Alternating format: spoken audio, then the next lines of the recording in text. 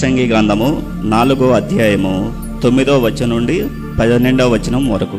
కష్టము చేత ఉభయులకు మంచి ఫలమగును గనుక ఒంటిగాడై ఉండుట కంటే ఇద్దరు కూడి ఉండుట మేలు. వారు పడిపోయినను ఒకడు తన తోడి వానిని లేవనెత్తును.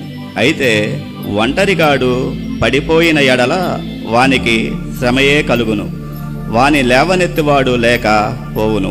ఇద్దరు కలిసి పడుకునిన ఎడల వారికి వెట్టి కలుగును. ఒంటరిగానికి వెట్టి ఎలాగు పుట్టును? ఒంటరియగు నొకని మీద మరి ఒకడు పడిన ఎడల ఇద్దరు కూడి వాని ఎదిరింపగలరు. 3 పేటల తాడు త్వరగా తెగిపోదు కదా. మూఢత్వం చేత బుద్ధి మాటలకిక చెవియొగ్గిలేని ముసలి రాజు కంటే భేదవాడైన జ్ఞానవంతుడగు చిన్నవాడే శ్రేష్ఠ.